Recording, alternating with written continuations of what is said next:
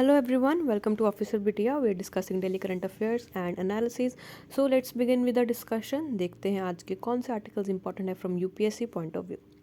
The first article is about Philippines stance on RCEP. तो जो Philippines की senate है दैट इज़ जैसे इंडिया का लोकसभा है राज्यसभा हाउसेज है तो वहाँ पर सेनेट होता है तो उन्होंने पोस्टपोन कर दिया है आरसीईपी को रेटिफिकेशन। जैसे इंडिया ने रेटिफाई किया हुआ है, इंडिया इसका मेंबर है, तो अभी फिलीपींस ने इसका मना कर दिया है क्योंकि वहाँ के जो फार्मर्स हैं या जो दूसरे सिविल सोसाइटी ग्रुप्स हैं उन्होंने इंडिया के डिसीजन की राय लेते हुए कि इंडिया बोल रहा है कि आप फिलीपींस आरसीपी से बाहर रहे, तो इसलिए बेसिकली दे आर ट्राइंग कि फिलीपींस आरसीपी से बाहर रहे and they don't want it to include into this particular organisation, इसलिए इसको बाहर ही रखने को बोला जा रहा है। पहले मैप देखते हैं। So this is your Australia, this is your South Korea and Japan and these are your Philippines islands. ये बेसिकली एक आइलैंड चेन है जिसको हम आर्कीपेलागो भी बोलते हैं।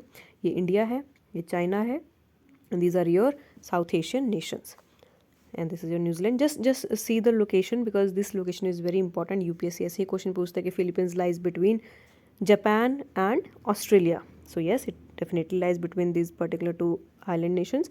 तो आपको ऐसे ही ध्यान रखना है, ऐसे ही मैप को स्टडी करना है। तो इम्पॉर्टेंट पॉइंट्स देखते हैं।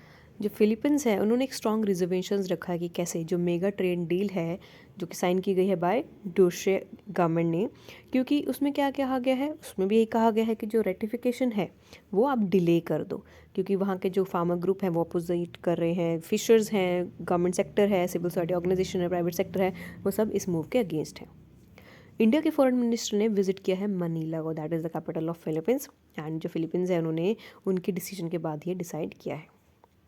इस डील के अंदर एक डील भी उन्होंने साइन किया है कि जो न्यू दिल्ली है वो एक्सपोर्ट करेगा BrahMos missile to Asian countries, तो यहाँ पर डील भी की गई है। अब पोजीशन पेपर देखते हैं by Federation of Free Farmers. जो फेडरेशन ऑफ फ्री फार्मर्स है कंट्री, उन्होंने एक पोजीशन पेपर इशू किया है एंड कहा है कि फ्री ट्रेड एग्रीमेंट इसको आप एक्सटेंड कर दो क्योंकि जो फार्मर्स हैं दूसरे स्टेक होल्डर्स हैं उन्होंने कंसल्टेशन देने से मना कर दिया है एंड वॉर्न भी किया है कि जो आरसीईपी के रूल्स हैं जो हैम्पर करेंगे इफेक्टिवनेस को and application of trade remedies को, वो इफ़ेक्ट कर रहे हैं हमारे डिसीजंस को, हमारे ट्रेड को इफेक्ट कर रहे हैं। तो इसलिए अगर हमने आरसीईपी को साइन भी कर लिया तो there is no point signing it until unless जो वहाँ के मेजर ग्रुप हैं जैसे फार्मर्स हैं, सिविल सोसाइटीज़ हैं, वो एग्री ना हो जाए, तो इस वजह से ये डेफर होता जा रहा है। अब आरसीईपी के बारे में देखते हैं। आरसीईपी एक तरह से रीजनल फ्री ट्रेड एग्रीमेंट है एशिया पैसिफिक नेशंस के बीच में। किस किस नेशंस के बीच में है ये, यहाँ पर देखते हैं कौन कौन से नेशंस के बीच में है। It is between Australia, Brunei, China, Cambodia, Japan, Indonesia, Laos, south Korea, Myanmar, Malaysia, Philippines, New Zealand, Thailand, Singapore and Vietnam. तो बेसिकली आपको इतने सारे नेशंस ऐसे याद नहीं रहेंगे, आपको ये याद रखना है कि एक तो साउथ एशियन नेशंस हो गए जहाँ पर लाओस, फिलीपींस, म्यांमार है, ये 4-5 नेशंस कंट्रीज़ हैं। देन इसके आसपास की जो कंट्रीज़ हैं जैसे कि जापान है, साउथ कोरिया है, उसके नीचे ब्रुनई आती है, देन मलेशिया आता है, सिंगापुर भी आता है, तो आसपास की कंट्रीज़ का है ये एक तरह से एग्रीमेंट है। 15 मेंबर हैं इसमें जो कि 30% वर्ल्ड पॉपुलेशन को काउंट करते हैं एंड जो ग्लोबल जीडीपी है दैट इज़ 30%। एंड आरसीईपी पूरे वर्ल्ड का लार्जेस्ट ट्रेड ब्लॉक है एंड जो इसका फ्री ट्रेड एग्रीमेंट है वो भी हुआ है काफ़ी सारी इकोनॉमीज़ के बीच में, क्योंकि यूपीएससी ने ये क्वेश्चन पूछा है आसियान से रिलेटेड कि आसियान का किन किन पर्टिकुलर कंट्रीज़ के साथ फ्री ट्रेड एग्रीमेंट है। तो हम अभी आरसीईपी के बारे में देख रहे हैं, तो आरसीईपी का देखते हैं कि फ्री ट्रेड एग्रीमेंट किन किन कंट्रीज़ के साथ है। तो जो आरसीईपी का फ्री ट्रेड एग्रीमेंट है वो है एशिया के साथ, चाइना के साथ, Japan, Indonesia and south Korea के साथ। तो इन 5 नेशंस के साथ, 4 नेशंस के साथ फ्री ट्रेड एग्रीमेंट है। ध्यान रखना है कि इंडिया के साथ फ्री ट्रेड एग्रीमेंट नहीं है आरसीईपी का, so you have to keep this thing in mind, लेकिन चाइना का है। अब आरसीईपी एज एन ऑर्गेनाइजेशन के बारे में देखते हैं। जो आरसीईपी है ये फर्स्ट इंट्रोड्यूस हुआ है 19th एशियन समिट में बाली में इंडोनेशिया में नवंबर 2011 में एंड जो नेगोशिएशन है वो भी 2013 में स्टार्ट हो गई थी। क्या इंडिया मेंबर है आरसीईपी का? इंडिया मेंबर है आरसीईपी का जब ड्राफ्टिंग कमेटी रखी गई थी 2011 में एंड 2019 में ये एग्रीमेंट से बाहर आने की बात कर रहा था क्योंकि कुछ कंसर्न्स इंडिया बोल रहा था कि हमारे भी एड्रेस नहीं हुए हैं, इसलिए कुछ कंसर्न्स थे इंपोर्ट्स को लेकर डोमेस्टिक इंडस्ट्रीज से, तो इसलिए इंडिया ने बोला है कि हम इस एग्रीमेंट से, इस अरेंजमेंट से बाहर आना चाहते हैं। अब देखते हैं कि हम ये ऑर्गेनाइजेशंस फॉर्म क्यों करते हैं। जैसे कि RCEP है, हमने इसको फॉर्म क्यों किया है, क्योंकि जो फ्री ट्रेड एग्रीमेंट है इसका मेन एम यही है कि हमें प्रोडक्ट्स एंड सर्विसेज को आसियान मेंबर्स को अवेलेबल कराना है एंड इसके जो फ्री ट्रेड पार्टनर्स हैं उनको अवेलेबल कराना है जिनके साथ इनका फ्री ट्रेड एग्रीमेंट होता है। फ्री ट्रेड एग्रीमेंट हम क्यों करते हैं, ताकि हमारी जो रिस्ट्रिक्शंस होते हैं इंपोर्ट एक्सपोर्ट के टाइम वो लिबरेशंस होती है हमें वो मिल जाएं और रिस्ट्रिक्शंस कम हो जाएं, ताकि जो प्रोडक्ट हैं वो सस्ते मार्केट में आए। अगर हम उनके ऊपर ड्यूटीज़ लगाते हैं तो हमारे जो टैक्स होता है वो बढ़ जाता है और काफ़ी ज़्यादा प्रॉब्लम आती है। इसलिए काफ़ी सारे टैरिफ्स को हटाने की बात की जाती है एंड ये जो रेंज होती है जिस पीरियड के लिए हटता है that is for 20 years. Now, US bill to bar forced arbitration in sexual assault cases। तो यहाँ पर US कांग्रेस ने एक बिल पास किया है, एक लेजिस्लेशन लॉ बनाया है जहाँ पर सेक्सुअल असल्ट को लेकर एक लॉ बनाया गया है and harassment basically work places पर। प्रोविजंस देखते हैं बिल के। जो बिल है ये अलाउ करता है सर्वाइवर्स को टू सू देयर अब्यूज़र्स की अगर किसी पर्सन को वर्क प्लेसेस पे कोई अब्यूज़ कर रहा है तो ये बिल उन सर्वाइवर्स को हक दे रहा है, राइट दे रहा है कि अपने अब्यूज़र्स को पब्लिक कोर्ट में लेकर जाओ, उनको सू कर सकते हो इवन इफ़ उन्होंने एम्प्लॉयमेंट एग्रीमेंट को साइन किया हुआ है, जो कि रिक्वायर करते हैं कि एक आर्बिट्रर के थ्रू आप अपना डिस्कशंस करो, नेगोशिएशन करो। लेकिन नहीं, अगर किसी के साथ सेक्सुअल असॉल्ट हो रहा है that is a very serious issue, तो डायरेक्टली आप कोर्ट में उसको लेकर जा सकते हो डिस्पाइट उसने कोई भी एग्रीमेंट कंपनी के साथ साइन क्यों ना किया हो।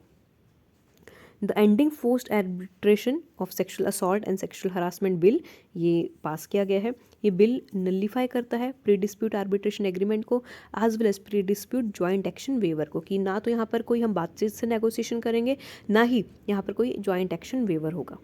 इस बिल के अंदर बताया गया है कि कोई भी आर्बिट्रेशन हो रहा है आर्बिट्रेशन डिप्यूट के लिए, वो कोई भी अभी तक अराइज नहीं हुआ है at the time of making of agreement is called a pre dispute arbitration agreement, कि अगर कोई भी एग्रीमेंट जो बातचीत करने के दौरान, जो आर्बिट्रेशन डिस्प्यूट के दौरान अभी तक आया नहीं है, जब तक एग्रीमेंट नहीं हुआ है, उसको हम बोलते हैं प्री डिस्प्यूट आर्बिट्रेशन एग्रीमेंट, कि अभी आर्बिट्रेशन एग्रीमेंट नहीं बना लेकिन उससे पहले डिस्प्यूट हो रहा है।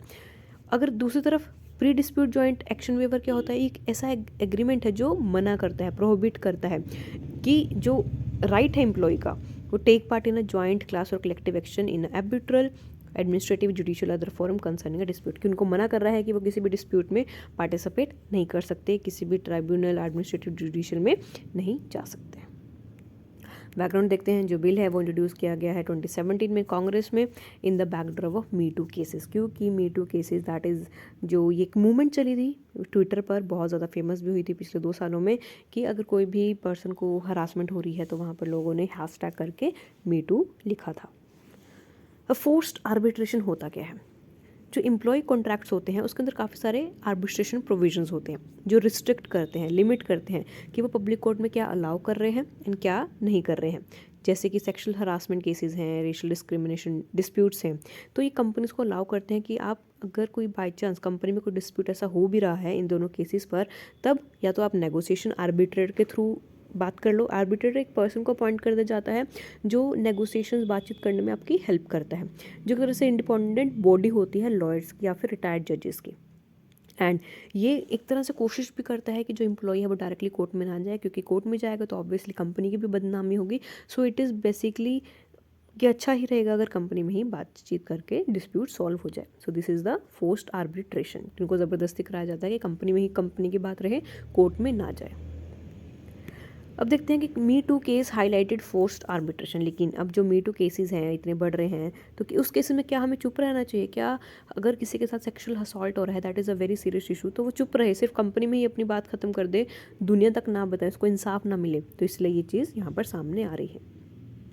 जो फोक्स न्यूज़ के एंकर हैं ग्रेशन कार्लसन, उनके अगेंस्ट सेक्सुअल एलिगेशन लगी हैं, जिसकी वजह से जो डाउनफॉल है रोगर एलिस का वो है, जो कि CEO थे। द CEO ने कंसीडर किया एज अ किंग मेकर अपनी इंडस्ट्री में, एंड इनका केस शेड कर रहा है on the light of arbitration practice, कि वहाँ कैसे आर्बिट्रेशन प्रैक्टिस चल रही है। एंड यहाँ पर काफ़ी सारे उनके बीच में नेगोशिएशंस होने की बात की, लेकिन उनके ऊपर सेक्सुअल हरासमेंट का केस लगाया गया है। So this is all about the issue. But she learn that अब एक मैंडेटरी आर्बिट्रेशन क्लॉज होना चाहिए इन हर कंट्रैक्ट, जो कि अलाउ नहीं करता फोक्स को स्यू करने के लिए। 2016 में शी डिसाइडेड टू स्यू अलाइज personally basis, this is the internal thing कि how she manage to sue that particular anchor, तो उसी का हिस्ट्री है, that is not important for us. If you want to read you can just pause the video and go through it. Next is about target for renewable energy in agriculture sector. जो central government है उन्होंने एक target रखा कि कैसे हमें diesel को replace करना है रिन्यूएबल एनर्जी के साथ एग्रीकल्चर सेक्टर में बाय 2024, क्योंकि अब हमारी इतनी सारी न्यूज़ आती हैं, आर्टिकल्स आते हैं कि हमें कैसे रिन्यूएबल एनर्जी की तरफ शिफ्ट करना है, कैसे हमारा जो फोकस है वो क्लीन एनर्जी की तरफ होना चाहिए, ग्रीन एनर्जी की तरफ होना चाहिए। तो इसीलिए हम डीजल को भी रिप्लेस करने की बात कर रहे हैं। जो टारगेट है वो सेट किया गया है in line with the governments commitment. जो गवर्नमेंट की कमिटमेंट है कि हमें नॉन फॉसिल फ्यूल से एनर्जी जनरेट करनी है बाय 2030, कि हमारा अराउंड 40% तक एनर्जी को ऐसे प्रोड्यूस करना है। एंड इंडिया को नेट जीरो एमिटर बनना है बाय 2070। कि नेट जीरो एमिटर का क्या मतलब होता है? नेट जीरो एमिटर का ये मतलब होता है कि सपोज हमने 10% कार्बन डाइऑक्साइड रिलीज़ की है, तो हम 10% एरिया में या 10% ऑक्सीजन प्रोड्यूस करने वाली चीज़ें भी लगा दें। तो एक तरह से बैलेंस आउट करने के लिए नेट ज़ीरो एमिशन हमें बनना है 2017 तक। गवर्नमेंट ने कुसुम स्कीम भी लॉन्च की है। जो सेंट्रल गवर्नमेंट है वो एक स्कीम भी लॉन्च कर रहे हैं ताकि एग्रीकल्चर को सोलराइज किया जाए, मतलब एग्रीकल्चर में सोलर पंप्स का यूज़ किया जाए, काफ़ी सारी सोलर टेक्नोलॉजी यूज़ की जाए एग्रीकल्चर सेक्टर में। इससे क्या होगा, जो इंस्टॉलेशन है सोलर रन इरिगेशन सिस्टम्स का वो हो जाएगा। पीएम कुसुम स्कीम के बारे में देखते हैं। ये जो स्कीम है बजट 2018 में अनाउंस की गई थी एंड अप्रूव्ड हुई थी 2019 में। इसको किसान ऊर्जा सुरक्षा एवं उत्तम महाअभियान भी बोला जाता है। इस स्कीम के अंडर फार्मर्स को ऑप्शन दिया गया है कि अगर वो एक्स्ट्रा पावर जनरेट कर रहे हैं तो वो बेच सकते हैं, उसको सेल कर सकते हैं, एंड जो भी उनकी लैंड पर सोलर पैनल इंस्टॉल किए गए थे। इससे क्या हुआ है, जो स्कीम है इसका जो टारगेट है कि हमें सोलर कैपेसिटी को बढ़ाना है, एंड हमारा जो टारगेट है that is 30.8 gigawatt of energy we have to produced by solar panels that has to be used in agriculture sector by 2022। तो 2022 आ चुका है and we still are not achieving this particular aim. तो अभी हम जब report आएगी तब हम देखेंगे कि क्या एनालिसिस है कि कैसे क्या हमने टारगेट को अचीव किया है या नहीं। कंपोनेंट्स देखते हैं कुसुम स्कीम के। जो कुसुम स्कीम है इसके अंदर 3 कंपोनेंट्स हैं, component A, B, C. Component A में है एक तरह से डिसेंट्रलाइज्ड इंक्लूड करता है, ground mounted and grid connected renewable power plants होते हैं जो कि 10,000 मेगावाट कैपेसिटी के हैं। कंपोनेंट बी प्रोवाइड करता है installation of 2 million stand alone solar power agriculture pumps. Component C provide करता है solarisation of 1.5 million grid connected solar power agriculture pumps. तो बेसिकली 3 कंपोनेंट्स में काम हो रहा है, तीनों के बारे में ये डिटेल दी गई है। एक तरह से टारगेट्स हैं हमारे। सिग्निफिकेंस देखते हैं स्कीम के लिए कि कैसे स्कीम इंपॉर्टेंट है। जो स्कीम है ऑब्वियसली इंपॉर्टेंट है कि कैसे जो फाइनेंशियल हेल्थ है डिस्कॉम की वो इम्प्रूव होगी, उनके ऊपर सब्सिडी बर्डन भी रिड्यूस किया जाएगा। इससे क्या होगा, अगर हम सब्सिडी बर्डन रिड्यूस कर रहे हैं तो स्टेट गवर्नमेंट को करना होगा सब्सिडी बर्डन, ताकि जो आउटले है इरिगेशन सेक्टर में वो हो सके, डिसेंट्रलाइजेशन आ सके, एंड जो ट्रांसमिशन लॉसेज हो रहे हैं वो भी हम कवर कर सकें। अगर हम अपनी कॉस्ट कम करेंगे तभी हमारी जो कॉस्ट बचे हम उसको रिन्यूएबल एनर्जी परचेज करने में हेल्प करेंगे। जो फार्मर्स हैं उनको भी इंसेंटिव दिया जाता है, सब्सिडी दी जाती है कि पावर को सेव करें, एज वेल एज जो फार्मर्स हैं वो भी ये कहा जाता है कि सरप्लस पावर को सेल कर सकें। इसका मतलब ये है कि reasonable and efficient use of ground water भी हो सके। 10 ये कोशिश कर रहा है कि वाटर सिक्योरिटी दी जाए फार्मर्स को through assured water resources using solar water pumps. तो सोलर वाटर पंप्स के थ्रू ही फार्मर्स को एश्योर्ड इलेक्ट्रिसिटी प्रोवाइड की जाए, क्योंकि क्यों हम सोलर पावर पर जा रहे हैं, क्यों हम कोशिश कर रहे हैं कि हमारी एनर्जी सोलर पावर हो जाए। एक तो हमारा जो ग्राउंड लेवल है वो डिप्लीट होता जा रहा है, पानी बहुत कम है। हमारी जो मेजर वीट प्रोड्यूसिंग स्टेट्स हैं that is Haryana, Punjab and Uttar Pradesh, तो वहाँ पर अगर हम सोलर पैनल यूज़ कर रहे हैं, जहाँ पर भी कई बार जो दूर दराज के क्षेत्र हैं, these are the villages, backward areas जो बहुत ज़्यादा एग्रीकल्चर डिपेंडेंट है, वहाँ पर इलेक्ट्रिसिटी इशूज़ भी होता है। लेकिन India is a sunshine country, यहाँ पर सन बहुत ज़्यादा अवेलेबल है। तो बेसिकली यहाँ पर फार्मर्स को बोला जाता है कि आप सोलर पावर इंस्टॉल करो, सोलर से एनर्जी बनाओ और बेचो और पैसे कमाओ। जो स्कीम है वो रिजल्ट किया गया है in the expansion of irrigation cover by providing decentralise solar based irrigation. 10 यहाँ पर अगर सोलर पावर यूज़ हो रही है तो डीजल की हमें ज़रूरत नहीं पड़ेगी, तो डीजल बच गया और सोलर पावर भी जनरेट हो गई। कंसर्न्स देखते हैं, क्या मेजर इश्यूज़ हैं। जो डोमेस्टिक अवेलेबिलिटी है सोलर पावर की वो एक तरह से इशू है। जो स्कीम है उसने एलिमिनेट किया है स्मॉल एंड मार्जिनल फार्मर्स को, एज ये जो फोकस करता है पम्प्स को with 3 HP and more capacities. Solar powers अभी इतनी ज़्यादा कैपेसिटी पर नहीं पहुंच रहे हैं कि वो छोटे से छोटे या मार्जिनल फार्मर्स पर भी जा सकें, क्योंकि थोड़ी इंस्टॉलेशन कॉस्ट महंगी है, बट अगर हम थोड़ी सब्सिडी दे दें तो ये सब भी मैनेज हो जाएगा। सो this is about this particular article. Next is about Indian airports in ACI voice of customer recognition 2021। तो 7 जो इंटरनेशनल एयरपोर्ट्स हैं हमारे मेजर, वहाँ पर उनको सिलेक्ट किया है voice of customer recognition under the world voice of customer initiative. तो ये वर्ल्ड का इनिशिएटिव है जिनके अंदर हमारे इंडिया के 7 एयरपोर्ट्स को सिलेक्ट किया गया है। एंड ये जो इनिशिएटिव है that is world voice of customer initiative, ये है एयरपोर्ट काउंसिल इंटरनेशनल का जिन्होंने ये सिलेक्ट किया है। तो देखते हैं ये इनिशिएटिव क्या है एंड कैसे ये काम करता है। पहले देखते हैं कि कौन कौन से एयरपोर्ट्स किस पर्टिकुलर सिटी के सिलेक्ट किए गए हैं। These are Chennai, Goa, Kolkata, Patna, Pune, Chandigarh and Bhubaneswar. इन्होंने पार्टिसिपेट किया था इस इनिशिएटिव्स में ताकि जो एयरपोर्ट्स हैं उनको रिकॉग्नाइज़ किया जाए, ताकि उनकी वॉइस भी हीयर की जाए कि अगर उनको कोई प्रॉब्लम है वो भी बताई जाए। एंड कहा जाएगा कि जो कस्टमर्स है वो उनकी प्रायोरिटी रहे even during the Covid pandemic, कि वो कस्टमर्स की आवाज़ को सुने और उनको इग्नोर मत करें। अब देखते हैं ASQ सर्वे के बारे में। ASQ एक तरह से internationally established world renowned global benchmarking programme है जो मेजर करता है पैसेंजर सेटिस्फेक्शन को जब वो ट्रैवल करते हैं एयरपोर्ट पर। एंड ये कंडक्ट किया जाता है एयरपोर्ट्स काउंसिल इंटरनेशनल। अब ASQ अवार्ड्स भी देखते हैं। ये अवार्ड्स भी दिए जाते हैं उन एयरपोर्ट्स को जो अपनी बेस्ट कस्टमर सर्विस देते हैं। एंड ये जो हम डिसाइड करते हैं कि किस एयरपोर्ट ने बेस्ट सर्विस दी है, ये पैसेंजर ही वोट करता है, उसके सर्वे होता है, उसके अकॉर्डिंग ही दिया जाता है। जो SQ प्रोग्राम है ये रिसर्च टूल प्रोवाइड करता है, मैनेजमेंट इन्फॉर्मेशन देता है for understanding passengers views in better manner, as well as ये हेल्प करता है अंडरस्टैंडिंग में कि what they want from an airport from service and product stand point, की बेसिकली कोशिश करते हैं जानने के लिए कि पैसेंजर्स को आखिर चाहिए क्या। क्योंकि जब तक पैसेंजर सेटिस्फाई नहीं होगा, कस्टमर सेटिस्फाई नहीं होगा, customer is the king of the market, तब तक we won't be able to understand the demand and we won't be able to create supply for that particular thing. So it is very important to understand this particular thing. Next is about airports council international. जो airport Council international है represent करती है world का airport authorities, ताकि एक unified industry practices follow की जाए पूरे वर्ल्ड में जो कि इंटरनेशनल एयरपोर्ट स्टैंडर्ड से रिलेटेड हो। इसको इस्टेब्लिश किया गया था 1991 में एंड ये बेस्ड है मॉन्ट्रियल कनाडा में। जो मेंबर्स हैं ACI के वो ऑपरेट करते हैं 2000 एयरपोर्ट सिटी में। जो मेजर एयरपोर्ट्स है वो इंक्लूड है airport service quality awards, safety enhance करते हैं based on passenger satisfy ratings. दूसरे इनिशिएटिव्स आते हैं economic, carbon accreditation, operational security and people trafficking. तो इन सब पर भी ये काम करता है और अपनी नज़र बनाए रखता है। So this is about major role about Airport Council International. So this is a important organisation, it is in news, so it is very likely कि UPSC इसके ऊपर क्वेश्चन पूछ सकता है।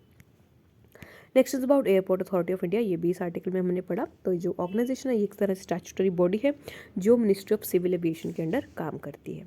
ये क्या काम करती है? ये क्रिएट करती है सिविल एविएशन इंफ्रास्ट्रक्चर को, अपग्रेड भी करती है और इसको मेंटेन भी करती है। कम्युनिकेशन, नेविगेशन, सर्विलेंस भी प्रोवाइड करती है, एयर ट्रैफिक मैनेज भी करती है एयर स्पेस में या फिर ओशनिक एयर्स में।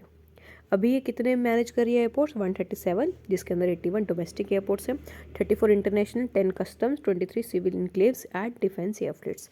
सो this is about airport authority of India. Okay, so that is all for today. I hope you liked the session. If you have any doubt, do let us know in the comment section. So thank you very much and all the best for your preparation.